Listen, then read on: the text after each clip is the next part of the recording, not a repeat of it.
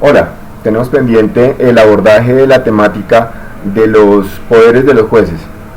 Como ustedes saben, ya vimos los deberes de los jueces que los encontramos en el artículo 42 de nuestro Código General del Proceso, y ahora vamos a ver los poderes de ordenación e instrucción que los encontramos en el 43 y los poderes correccionales que los encontramos en el artículo 44 de nuestra ley adjetiva. Primero, los poderes de ordenación e instrucción. Lo primero que debemos decir aquí es que,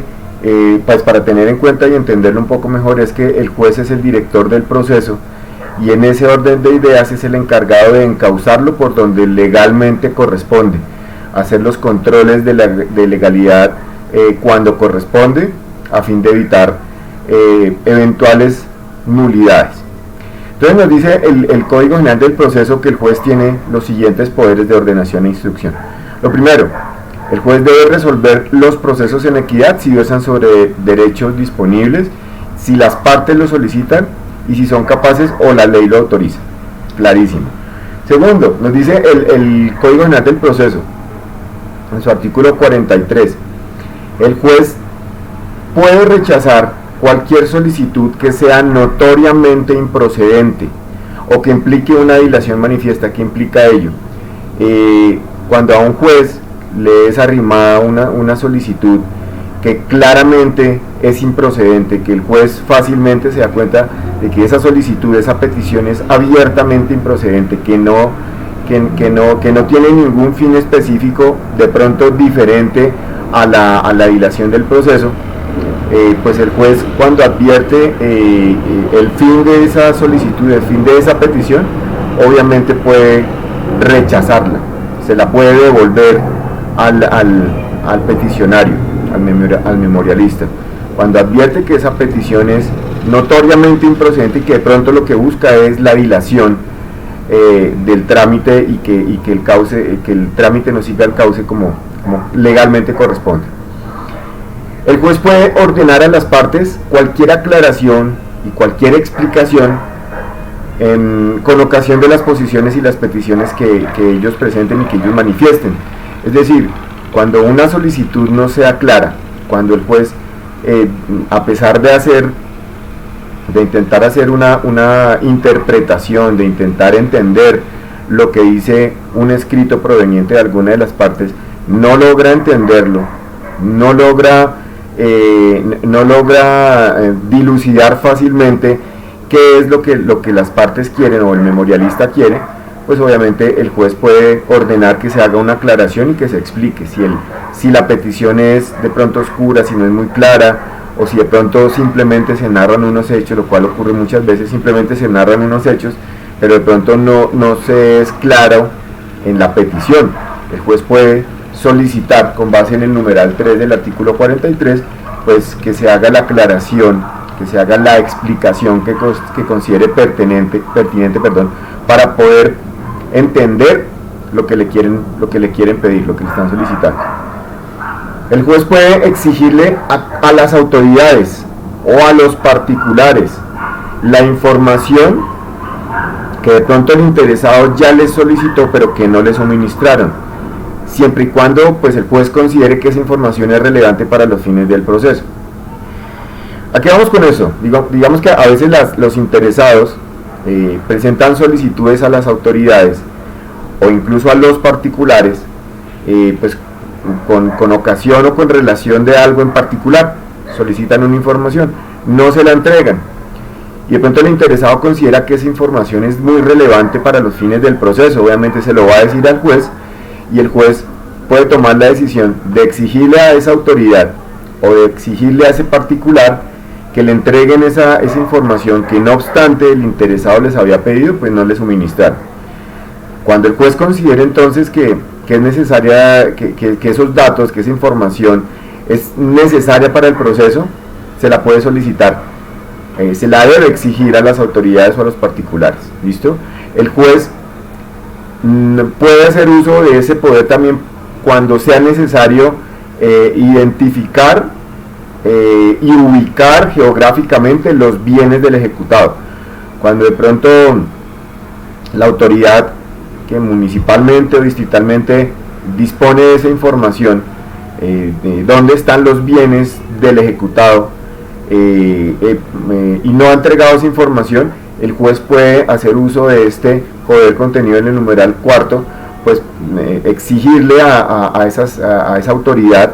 la información que considera que es necesario para poder identificar y ubicar los bienes del ejecutado. Esto para que digamos que a veces la parte demandante no tiene toda la información sobre esos bienes,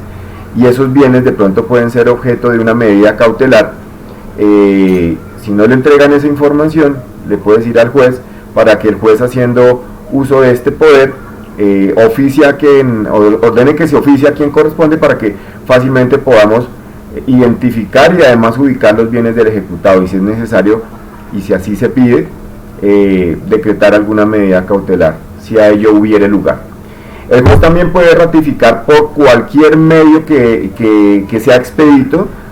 la autenticidad de las excusas que sean presentadas por las partes para justificar su inasistencia a una audiencia o a una diligencia. ¿Qué implica ello? Se programa una audiencia virtualmente o presencialmente en el juzgado, o se programa una diligencia por fuera del juzgado. De pronto alguna de las partes, su apoderado o un tercero, no asiste a la audiencia o a la diligencia y presentan una excusa. Resulta que si de pronto el juez queda con alguna duda sobre la autenticidad, sobre la veracidad de esa excusa, pues puede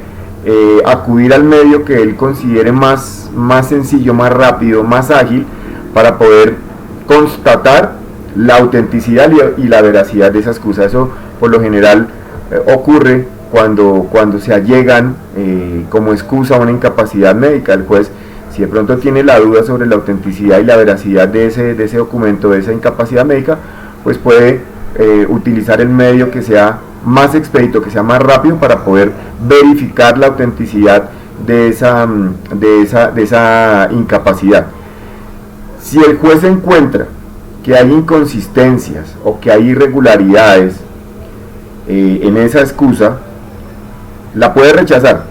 rechaza la excusa. Pero no solo eso, también puede aplicar las consecuencias legales que correspondan dentro del proceso, y si fuera necesario, compulsará copias para las investigaciones penales o las disciplinarias. Compulsarán copias entonces a la Fiscalía General de la Nación, de pronto señalando que probablemente se cometió una falsedad en documento público o privado. Si fuera un abogado el que está allegando una excusa que de pronto no es auténtica, que de pronto no es verdadera, que falta la verdad, pues ello también tiene consecuencias disciplinarias, y el juez podrá entonces compulsar copias con fines de investigación disciplinaria que adelantará entonces la Comisión Seccional de Disciplina Judicial correspondiente. Y finalmente nos dice el artículo 6, el numeral 6 del artículo 43, que el juez tiene los demás poderes de ordenación e instrucción que estén consagrados en la ley. Pasamos rápidamente al artículo 44 del Código General del Proceso, que habla de los poderes correccionales del juez. Lo primero, para que tengamos muy claro, ya hablamos de los de ordenación e instrucción, pasamos a los correccionales. Y lo primero, cuando hablamos de los poderes correccionales, digamos que son sancionatorios, que lo que buscan es que se imponga una sanción por alguna conducta que alguien dentro del proceso pues haya cometido. En ese orden de ideas, la primera parte del artículo 44 del Código dice que, sin perjuicio de la acción disciplinaria a que haya lugar, el juez tendrá los siguientes poderes correccionales. Sin perjuicio de la acción disciplinaria que haya lugar. Es decir, si fuera necesario iniciar una investigación, una indagación disciplinaria preliminar por alguna actuación de las partes o de sus apoderados o de otros intervinientes dentro del proceso, de otro sujeto procesal, el juez debe iniciar esa acción disciplinaria. Pero además de esa acción disciplinaria, pues que se adelantará ante la Comisión Seccional de Disciplina Judicial o ante la Procuraduría General de la Nación, si a ello hubiere lugar. Además de eso, el juez tiene poderes correccionales. Los enuncia el Código General del Proceso en el artículo 44. Empieza con el numeral 1, que dice que el juez podrá sancionar con arresto inconmutable hasta por 5 días a quienes le falten al debido respeto en el ejercicio de sus funciones o por razón de ellas. Sancionar con arresto inconmutable hasta por 5 días a quienes le falten al respeto en ejercicio de sus funciones o por razón de ellas. Entonces, pues el juez no podrá, por ejemplo, sancionar con un arresto a alguien que de pronto en un estadio, viendo un partido de Millonarios, un hincha de otro equipo, a la persona del juez le grita alguna grosería o le bota una pila. No, porque esta sanción, este poder correccional, va enfilado al irrespeto del que es objeto el juez en el ejercicio de sus funciones o por razón de ellas. Si yo como juez estoy en el estadio viendo un partido de Millonarios y un hincha de otro equipo me grita o me bota una pila, bueno, de manera general me irrespeta, yo no puedo ordenar la sanción de esa persona, el hincha del otro equipo, pues porque yo no soy objeto de ese irrespeto en ejercicio de mis funciones o por razón de ellas. Yo estoy actuando ahí simple y llanamente como un ciudadano que fue a ver a su equipo. Entonces debe ser el irrespeto que es objeto de la sanción, debe ser en ejercicio de las funciones del juez o por razón de ellas. El numeral 2 del artículo 44 nos dice que también puede sancionar con arresto inconmutable hasta por 15 días a quien impida u obstaculice la realización de cualquier audiencia o diligencia. Ejemplo, se programa una inspección judicial y resulta que la parte que no está interesada en que el juez vaya y verifique digamos el estado del inmueble, qué consta el inmueble, dónde está ubicado y demás, la parte a la que no le conviene que se realice ese medio de prueba, que se practique ese medio de prueba, hace todo lo posible para que no se realice, para que no se lleve a cabo, lo impide y finalmente no se puede realizar, o de pronto realiza cualquier acción tendiente a obstaculizar, le pone cualquier traba a la realización de esa audiencia, de esa diligencia. Entonces, en ese caso también el juez puede sancionar con arresto hasta por 15 días. En una audiencia, igual, si de pronto, a pesar de que se hayan hecho las prevenciones antes del inicio de la audiencia, tienen que tener el celular apagado, que no pueden comer, que tienen que respetar el uso de la palabra que el juez ha concedido, y resulta que alguna parte no permite que se realice la audiencia, hace todo lo posible para que la audiencia no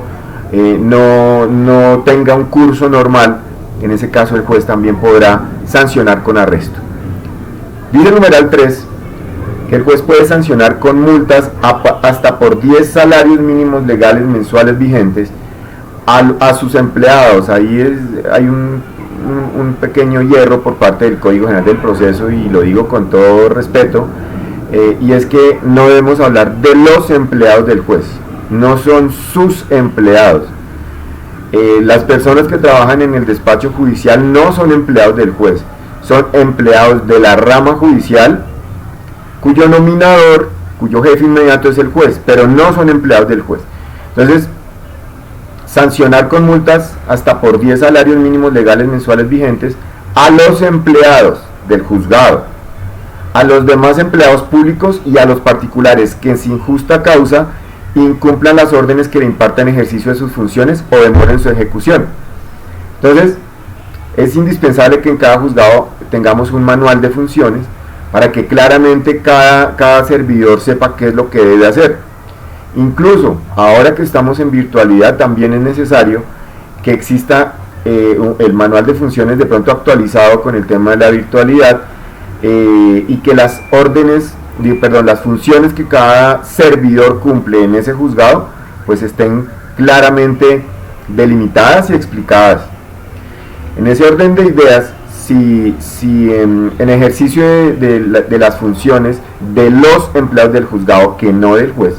que no son empleados del juez, esos empleados incumplen sus funciones o demoran la ejecución de sus funciones, de las funciones que tienen a su cargo, o incumplen una orden del juez, pues el juez podrá, como director del despacho, como nominador, como jefe inmediato de los empleados del juzgado, pues podrá sancionar con multas que van hasta los 10 salarios mínimos legales mensuales vigentes. Obviamente eso el juez discrecionalmente tasará esa sanción correspondiente a la multa según la gravedad de la falta. Entonces, cuando incumplen una orden del juez o cuando en cumplimiento de las funciones de estos empleados del juzgado, pues de pronto demoraron la ejecución o simplemente no cumplieron con sus funciones, ahí el juez también puede sancionar porque tiene ese poder correccional que está contenido, está explicado en el numeral 3 del artículo 44. El juez además podrá, dice el código, sancionar con multas hasta por 10 salarios mínimos legales mensuales vigentes a los empleadores o a los representantes legales que impidan la comparecencia al despacho judicial de sus trabajadores o representados para rendir declaración o atender cualquier otra citación. Supongamos que en un proceso cualquiera el juez hace una citación a una persona X, obviamente la citación, esta persona X la tiene que atender dentro del horario judicial, que al menos en el caso de la ciudad de Bogotá va de 8 a 1 y de 2 a 5, en ese lapso es que se tiene que atender la citación que fue hecha por el juez, y pues obviamente coincide con el horario laboral de muchas personas.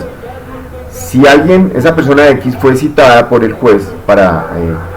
de pronto para un testimonio, para una declaración, bueno,